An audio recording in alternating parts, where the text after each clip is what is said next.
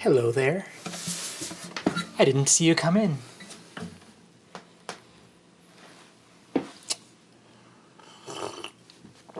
Oh, okay. Enough of the shtick. Let's talk Go. Let's get my mic adjusted here. So as many of you know, I went to the US Go Congress this past week, and I had actually I had two exhibition games against Lee Ha-jin, better known to the English-speaking internet as Haylee. And if you don't know Haylee's channel, do check it out. The channel's amazing. She has over 100 games she's played there, and she's also way stronger than I am because she's actually a 3-dan professional from Korea. So, you know, we're just really fortunate that you know, someone like her who's really fluent in English and very strong at Go makes it an effort every year to come to the US Go Congress, and even is what should I say, generous enough to play against someone like me. So anyway, I thought I would show you the game. This is the first exhibition game we did at the Go Congress.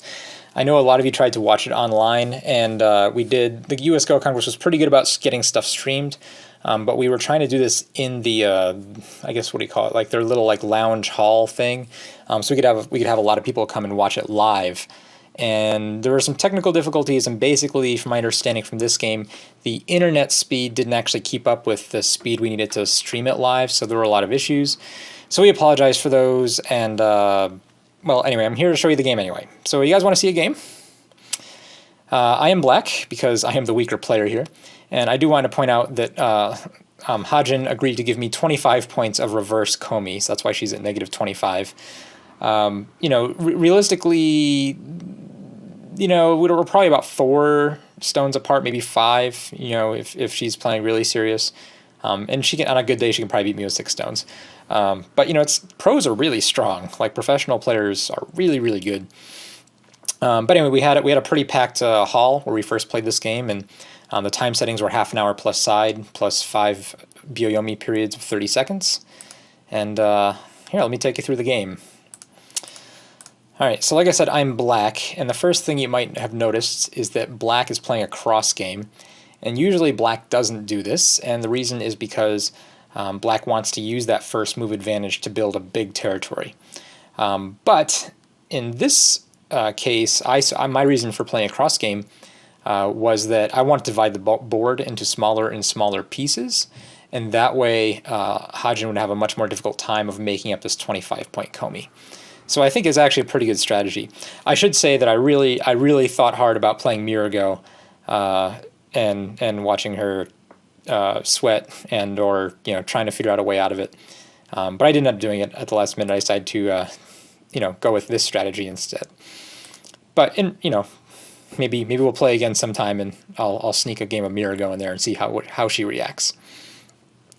Okay, so I just again take a small territory and build a side, and she prevents me from doing that again. This is all very expected. I come here immediately, which I would say I don't think anyone has a real problem with. This is very reasonable, especially considering that the right-hand side is so developable now, and it's the biggest side of the board. Sometimes you don't always want to respond to your opponent. Sometimes, you know, it's not that important to do so. Here, I actually played this Joseki, and one of the reasons why I played this one, well, I don't know, this probably isn't the right Joseki choice, period. I should probably just be perfectly happy either attaching... Oh, that's very loud. Let's turn that down. Either attaching or even playing very simply just coming out.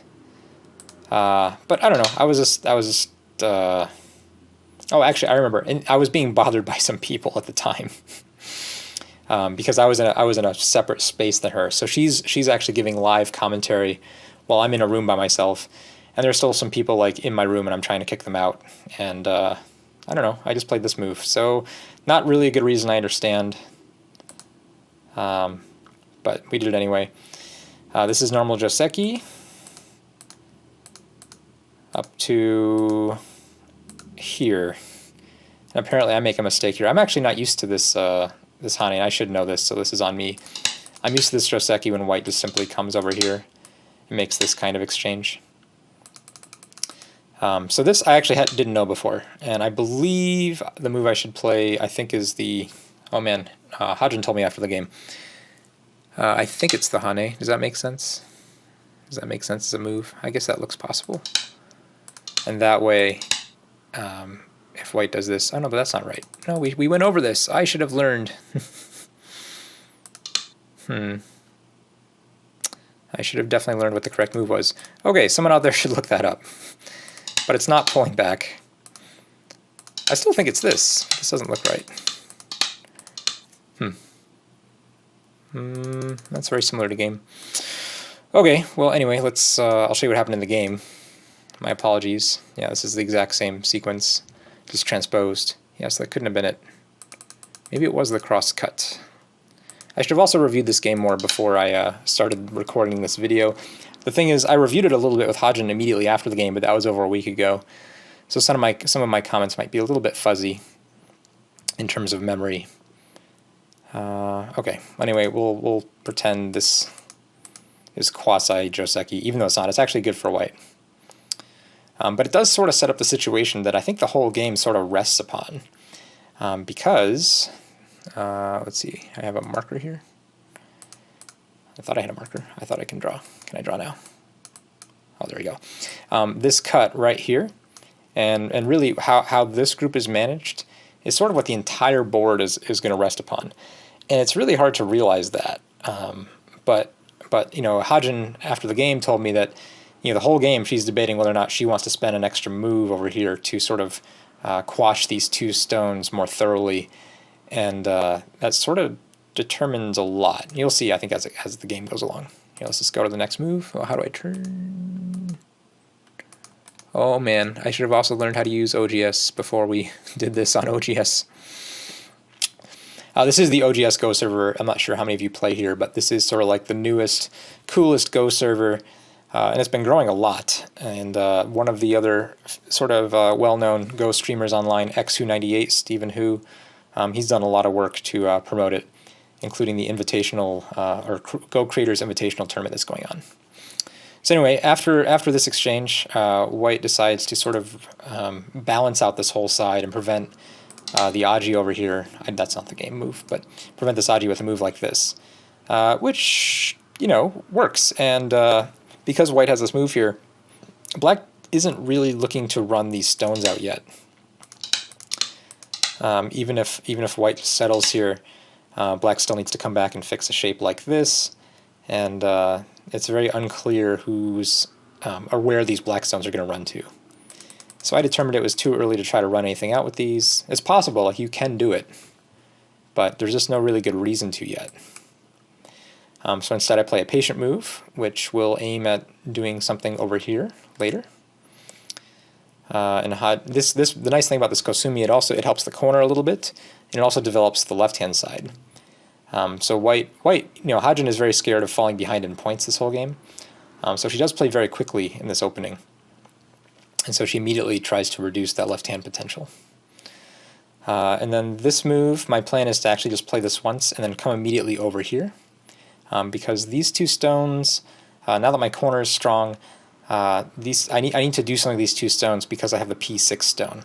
P6 isn't doing anything really, right, by itself. It's not making any points, so I need to use it to attack something. So this move is not only just big in terms of points in the corner, but it does put pressure on this white group because of this P6 stone, and that's important. So white jumps out. It's very defensive, and then I come back and make a 5-space extension at the top between these two groups, and I think that's a very, you know, I was fairly happy here as black, quite honestly. I mean, Hajin told me that at this point, she had no idea how she was going to make up 25 points of Komi. Even though I had this little mistake down here with this Joseki, it's you know, still a solid opening for black.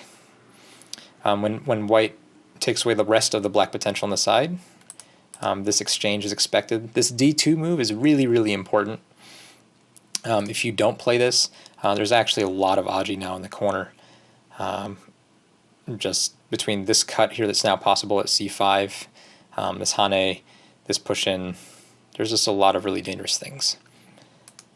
So we take this, and that basically takes away all the Aji, but it actually white can still reduce this quite a bit. All right, so now white has to invade, and this is a strong invasion because there's a target, right? Black is a little bit uncomfortable on the upper left, and that's what you're looking for when you invade. And here I decided to try to attack it a little bit more, perhaps, I don't know, I think Hodgins thought it was a little bit too aggressive, but in the end I really wasn't that unhappy with the result either, so it's tough to say. This is a common attacking sequence. You make it heavy, and then you sort of knights move it in the direction that your other stones are. Very, very common type of move. In order for this to become safe, white basically will now give black a bunch of free points. So here, watch my free points develop. It's really nice. This move is only okay. This actually might feel a little bit weak because there's still a lot of Aji in here. And it might have been better because I already have the 25 points just to play this. And now this corner is huge. This white group is still unsettled. If white spends another move, I might be able to even just come back and take another corner, or even just solidify my top group so I have no weak groups. A lot of nice things I can do. But I did play a little bit more aggressive, right? Really emphasizing the fact that I was going to cut off these 4 stones from any friends. White plays this move, and now normally we'd expect a black move around here, or possibly here. Actually, probably this one's maybe slightly better because of the shape. And this is a very, very large corner. 2, 3, 4, 5, 6, 7. You know, this is on the realm of a 25-point corner, which is very, very large. But the other move that is playable here, or at least is really, really big, and that I played is the other corner. And this does leave a lot of Aji in this corner. In the review, Hodgin didn't know which one was bigger. This one's certainly safer and simpler, but you know, this one has a very good feeling to it. This one feels like it's a very active move, like black's not letting white push him around kind of feeling. So white immediately takes this Joseki to make sure that black does not have Sente, and then comes back and tries this corner move. If you've never seen this shape before, this is actually really, really powerful. There's actually a lot of variations here and a lot of different ways to protect. But either way, with all of them, white gets a tremendous amount of Aji and things to do with that stone, basically. Even if it's something as simple as this, if you just connect, there's even this type of sequence that will make a ko for the entire corner, for instance. That's just one of many, many. And in the live commentary and the commentary we did after this game, we went through a bunch of these sequences, and it's actually really difficult to determine which one was best. It's difficult. I ended up playing this one on the reasoning I didn't want to play this necessarily, just because I was still worried about the connection between these stones, and this is really awkward shape. But I think that would have been just fine too. White crosscuts, again, I wanted to make sure everything was connected. My goal for this game was really safety first, right? You're playing a professional player, they will cut you given the opportunity. So I just wanted to make sure all my stones were connected. And here, this is actually a misclick, but it's a good move. I clicked accidentally. Andrew Jackson was supposed to give me a real mouse, but I ended up having to play this game on a touchpad to relay it down to the main playing room. And white gets a bunch of free stuff, and basically white ends up with this corner. Black actually doesn't need to throw in here. This move doesn't do anything. Black should just take, and white still has to come back and play another move. But later on, this move would be Sente for black. So this is probably how it should end up. But I play some. Whoops, let's go back to the game. I play a little bit poorer of a sequence. For some reason, I thought that after white plays this move would be Sente, but of course it's not. So yeah, that was kind of dumb. This is probably the first really dumb thing I did, other than not knowing a Joseki. But white's happy to take this stone, get the corner. I mean, black has two eyes here and is connected, but this was going to be a 25-point black corner, if you remember, so this is really sad. All right, this move is just aiming to reduce. Again, I just don't want white to grow any bigger than she already is. And you know, I think this is actually a pretty standard type of move. We play the double Hane reduction, and this is all very nice because I actually have things to do over here. So I can run this stone out, connect, and then here I make a big mistake because in the game I play here. And this looks so solid now. White is reduced to very few points over here. I now have almost as many stones in the middle as white does. So the white's going to have a very difficult time making points in the middle. At this point, you know, Hajin told me later that she was still convinced she was losing by actually a fair bit after the 25 points of Komi. And we can sort of see that, I think. Let's see if we can use the estimate. Oh no, I didn't want to go back to the end of the game. Oh gosh. Oh gosh. One day I'm going to learn how to use this program. Back to game. No, back to game. Okay, where are we? Oh, too far, too far. Okay, so right here. All right, here, let's just do a hand count here. It looks like this is pretty solid for black, right? So I'm going to say this is 1, 2, 3, 4, 5, 6, 7, about 7 pairs of points. So about almost 15 points. We'll say 14 points. Over here, there's about another 6 solid points, maybe more if black gets to cut here. But we'll just round down to 6 for now. So that's about 20 points for black. Depending on who gets the next move here, black will likely have a 10-point corner for 36. And a plus 10-minute plus, or a 10-point plus corner, and we'll just round up to about 50. So we're looking about 50 points for black, plus the 25 points of Komi, of reverse Komi. So that's 75 points white has to find here. And for white, we're looking at really 1, 2, 3, 4, maybe almost 10 points out of this group. Not quite. Another 10 points, plus another, if we be really generous, another 15 here. So 25 between these two groups. This should be about another 5 as well. So that brings us to 30, and then plus whatever this is. And I can tell you right now, there's not 40 points of territory here. Best case scenario, there's only about 30. So yeah, I was really happy. I mean, I'm sitting in control here, and I'm beating a professional in an exhibition game that, you know, hundreds of people are watching. So I feel really good. And then she plays here. And I was confused because this didn't look like it went anywhere. But this is, you know, ladies and gentlemen, some professional level Go playing magic.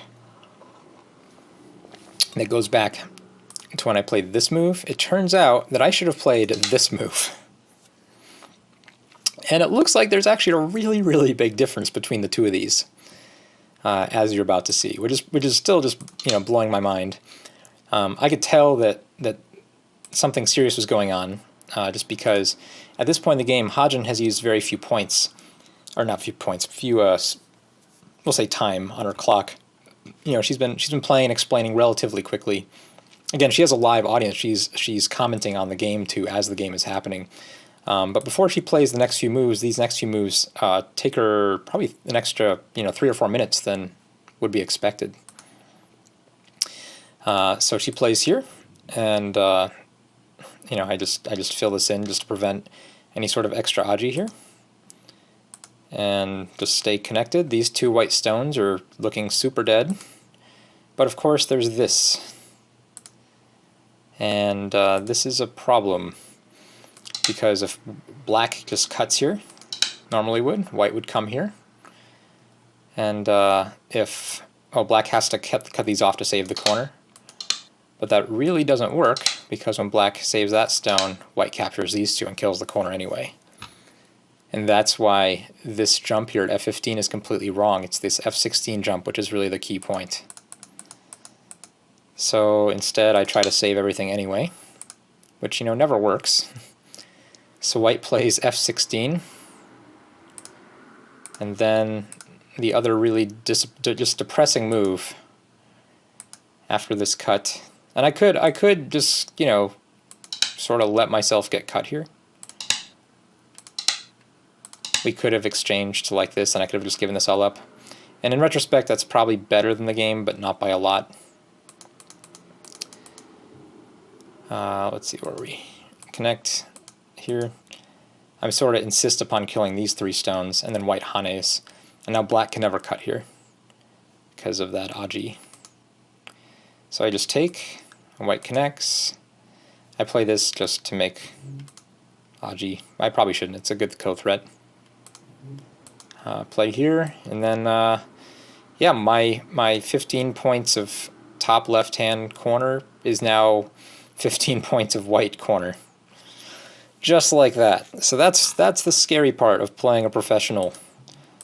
You know, just going back, like, I'm not sure if any of you out there would have thought this is so vulnerable, or, you know, the difference between this and this would have been so huge. But apparently that's a shape. So this was very sad. This was very sad. Apparently Hajin was asking the crowd, the live crowd who was in the room with her, you know, who they were rooting for and things like, you know, what should she do in certain situations. And apparently they were all rooting for her to just kill me at every possible turn of the corner. At least that's what I was told after the fact. So if you were there watching this in person, thank you for your support. Okay, so anyway, was infinitely sad, and white has caught up. Remember, white was probably down about 15 points, and that's about the size of this swing here. And so after this, it's a pretty close game. Later on, Hajin said she still felt like she was losing, but it's only because black has Sente at this point. So this is a big move. I'm not sure if it's the biggest, but I just want to protect this cut before I'm going to reduce this territory. Black is so thick here, but there's almost no potential for points, or very little potential for points, just because white can reduce from these other angles. I just decided to reduce white's biggest territory instead of trying to build something else right now. But I think building here would also be playable in hindsight. The other thing, remember how I said this Joseki sort of determines the game? We've been busy with all this stuff at the top, but now we can start looking at moves like this and this. And this is it's a little bit scary for white. You know, these three stones are very unsettled, and technically this group doesn't have two eyes yet, and you know, black can basically guarantee that white will only have one if black gets two moves here. So it's very difficult. It's very difficult still for both players.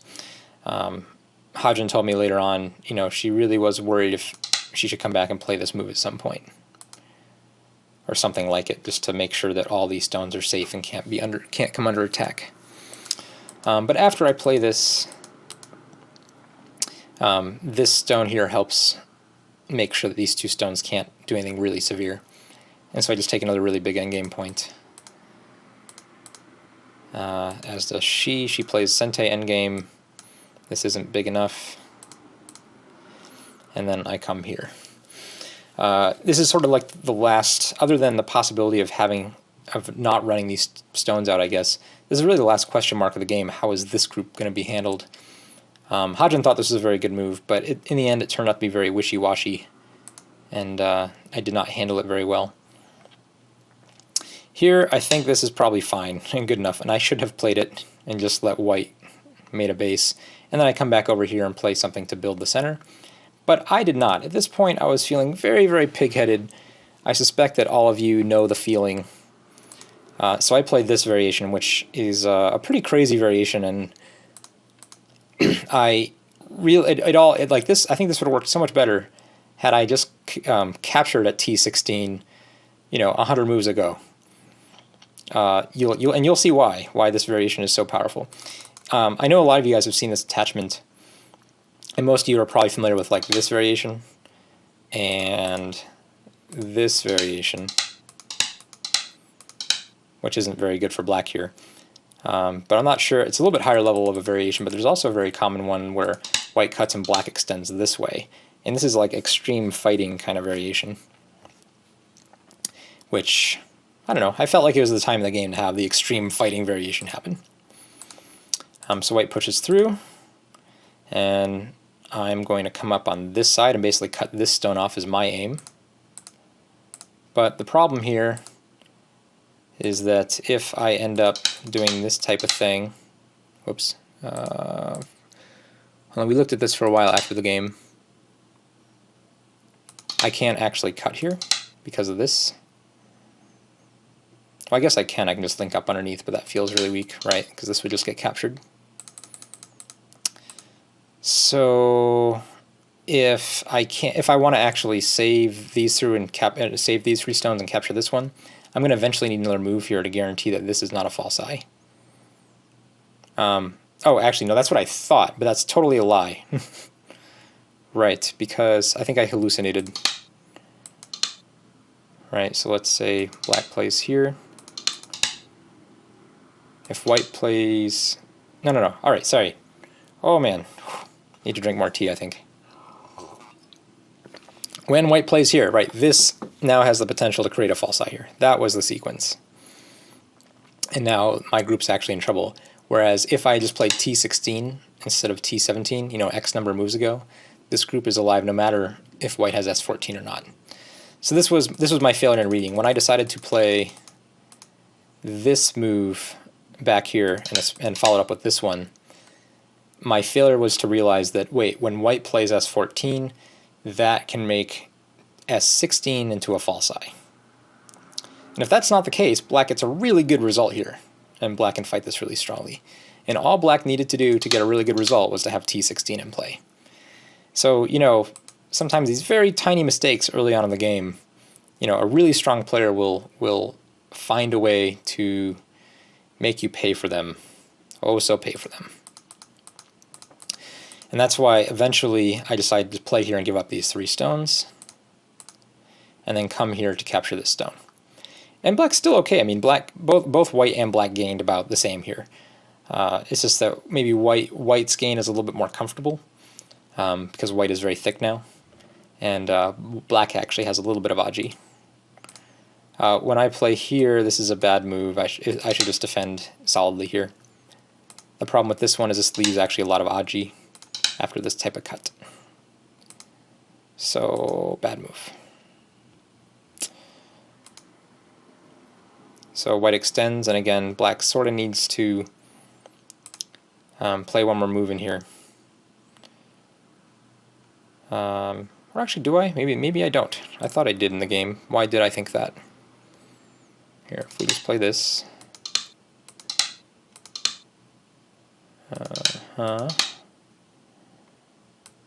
No, actually, this looks fine. What am I doing wrong here? Oh, right, white plays this first. I think that's the problem. That looks kind of like a problem. Maybe something like this. I don't know, but it's really it's all solid if black just plays there, I guess is my point. So another little mistake. And now white gets to play first over here, and white's actually growing this bottom. So these 2 stones that never ran out really have nowhere to run to now. And I play here, which I think was actually a pretty reasonable move. And I'm sort of, I'll say encouraging white to build this as long as I can build this at the same time, and hopefully have Sente to come back and play the moves in here to reduce it from this side. Here I made, I think, another small mistake. I should have probably just played the obvious move. I thought this would keep Sente for me, but this is big enough where I should just take these moves immediately. And then, you know, if I want, I can come over here or something like this. And this is actually, you know, a pretty sizable amount of points, even though white got some as well. Black doesn't feel too bad about giving all those points to white. Oh no, I clicked the wrong button again. Oop, oh, okay. In the game, I was trying to get Sente, so I played here. And yes, it's Sente, but it's a lot. I gave white a lot more extra points than he needed to. So in the end, white gets all these extra points that white wasn't anticipating, and that's really big. That's really big. So I get to play here, which is a little bit dangerous because of this cut, and this cut, which white starts immediately, and I can't keep everything. So this is a mistake. Black should probably just turn, and now there's no problem. So this was a big mistake. A little bit of an overplay. But white takes gote to kill these 2 stones. But again, that's like 10 more points. That shouldn't have been white's. But then white gets to, or black gets to reduce all of the white stones here. And I think in the end this move was actually probably bigger than this move. Because if white plays over here, black still has moves over here like this. But it's a much smaller mistake than not having just turned here instead of jumping. That was a big mistake. Alright, so white plays this to reduce and again build points here. This stays connected. That's a big point, because this prevents black from really reducing this, and it sets up sente moves for white later on. Black does get to reduce all this. This is a really big point that seems like it should have been white's, though white didn't play it last time. They had sente. Then white's just taking all the good sente points. Yeah, this is a nice Tsuji here. To take this if... oh wait, is it a Tsuji? I don't know why was I scared of this? Why was I scared of that?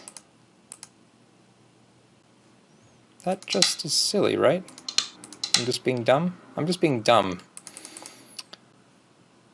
Huh? I think she tricked me.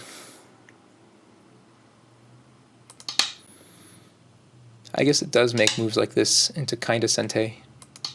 But it's still better than... Whoops. So I played there for some reason. I guess it's gote for white, but it's still, that's not really a good reason to do something. So white connects, black takes that point. And the rest here is not too difficult endgame.